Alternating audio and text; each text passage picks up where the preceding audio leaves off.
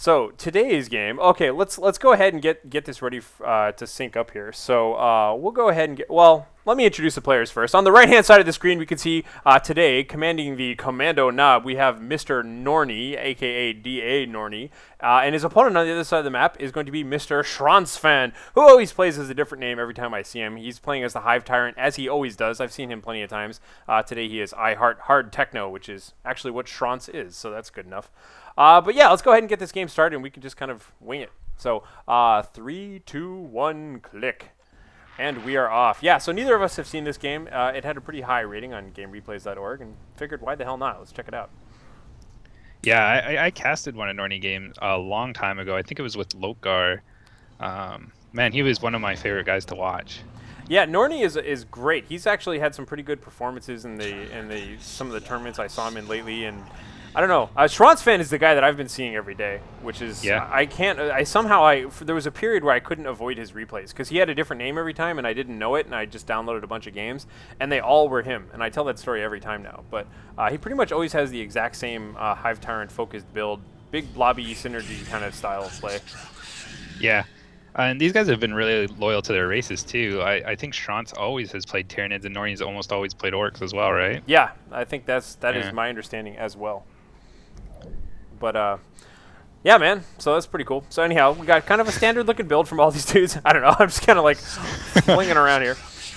What was I going to say? Sorry, my cell phone rang during the middle of that, and I was trying to figure out what was going on. It was my dear mother, but I will talk to her later. But yeah, so the Spore Mines now. Spore Mines have kind of gone up and down in popularity, I think. They used to be super duper broken, and now they're pretty cool. In fact, times like this when I see the quick Spore Mines, I kind of like where that's going. And you can see Norney already has the ready, and he's going for early tier 1 quite a bit because he knows he's in danger of being swamped by Tyranid units if he's not careful. Yeah, we had some real trouble with Spore Mines during the Retribution beta, and not just their beta, but when we remade them for Retribution, because they were such a problem in the old game. People were really unhappy when they had retreating units just get super gibbed by Spore Mines. So BC actually came up with the redesign for Spore Mines, and I thought it worked really well, but we didn't quite balance it perfectly at the beginning of the beta, so we had to do a lot of work to try and get them in there. And here they are blowing up the Shoota squad. Boom! Getting right in there, suppressing those gentlemen. Unfortunately, there's nobody nearby to take care of that, but it's definitely going to relieve the pressure off the Hive Tyrant there. Yeah, he's getting a lot of money's worth out of these Spore Mines. Oh no, he's going to get that squad. Oh god!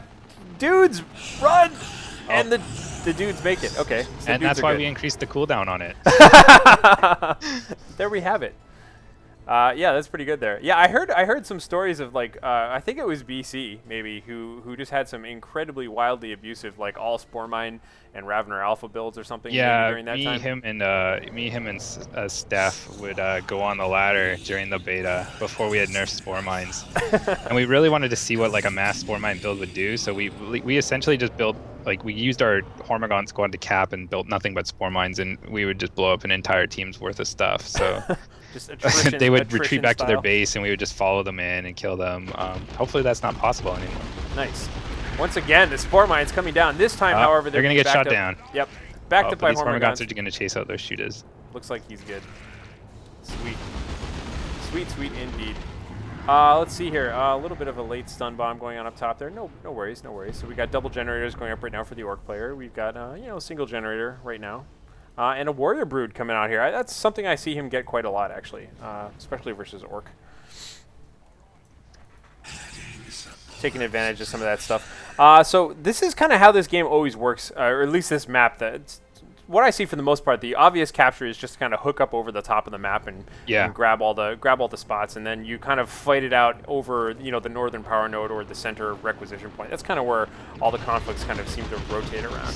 Yeah, the distance through the middle is so long that taking a flank through there is really difficult. So you tend to, like you said, hook over the top and try and keep your forces together, and then set up flanks through not the middle part, but like this kind of upper middle power point. Mm-hmm. Yeah, and set up your flanks through there. And this map is very reliant on your position, so it definitely has a flow to it. Yeah, I cast an earlier game, which is, I don't know when it's going to be released, but with Texanius, by the way, just doing all sorts of crazy mech blinking all throughout this map here, and using it to kind of close the gap on all sorts of entrenched, shuriken cannon positions and things like that. Yeah, this is one of the one of the few maps where you can actually just like completely hide a power farm too, because so many people don't check this southern power point. Yeah. And you can like plant like 2 or 3 nodes down, or 2 or 3 gens down there, and people just never find it until they go to scout it. And by then you've gotten so much power out of it. Yeah, it's really weird. I think that's definitely something that all the good players do, is they constantly scout that just for that reason. But yeah. I've absolutely seen that happen. We can see down south, by the way, that the Warrior Brood was instantly upgraded with the Barbed Stranglers, and he was kind of using that in conjunction with the Hormigons. Not a bad idea, just to kind of get the slow on those shooter boys and get them ripped up there a little bit. But they're all running away for the time being. Yeah, Barb Strangler and Hormigons is a really great combination, because if you can land a suppression on like the majority of his shooters and get Hormigons in there, those orcs are going to go down pretty fast. Sweet. No other upgrades yet. Let's see, we do have double toxin sacks, but we don't have adrenal glands or anything on Hormigons. That's fine. He's not really going heavy. You know, if he had double Hormigons, I'd say, yeah, he should get that by now, but that's cool. Let's take a look at power here. Both guys are actually quite even on power, so they're hanging out here in Tier 1 just long enough. They should both be hitting Tier 2 at about the same time, I would imagine, something like that. Yeah, these guys are incredibly even right now. They have like within 3 pop of each other. They have almost identical power, almost identical rec incomes. This is a very close game. Boom. Okay, so there's the suppression going on the commando knob right now. However, the Hormigons are busy eating up that requisition point in the center right there. I get all of my Company of Heroes and Dawn of War 2 terms backwards all the time. Yeah. I always want to... Yeah. I do it a lot too. I always want to call everything like strategic point. I'm like, no, requisite. Yeah, there we go. Yeah. Not to mention... For a long time, yeah? PowerPoint, when we were first making DAO 2, like PowerPoints and stuff like that, they were basically capped by a COH like fuel fuel depot, not a fuel depot, but like that, you know, those little like what is it, like fuel cans tied together for yeah fuel. Yeah, so we had those on top, so like for a long time the PowerPoints were listening posts. And yeah. Nice. Massive kind of back and forth fighting here. It looks like the Hive Tyrant is really overextending. Taking a ton of damage. And he's got a forced melee with the Sluggas, and yeah, that'll do it. Nice little flank there. Unfortunately, it looked like he just kind of got forced out of there by quite a good combination of things there. I don't know, the Hive Tyrant was charging in there a little bit early. But yeah, I do that all the time, especially when you combine like talking about infiltrating versus camouflage versus cloaking. I screw those up all the time. Not to throw out too many Blizzard terms there, but you know what I mean. Yeah, I use terms from the game that shall not be named as well sometimes. Well, yeah, I always I used to apologize for this even when I was casting that game prior to casting Company of Heroes Online. I used to play Warcraft 3, which I'll talk about since that's pretty old.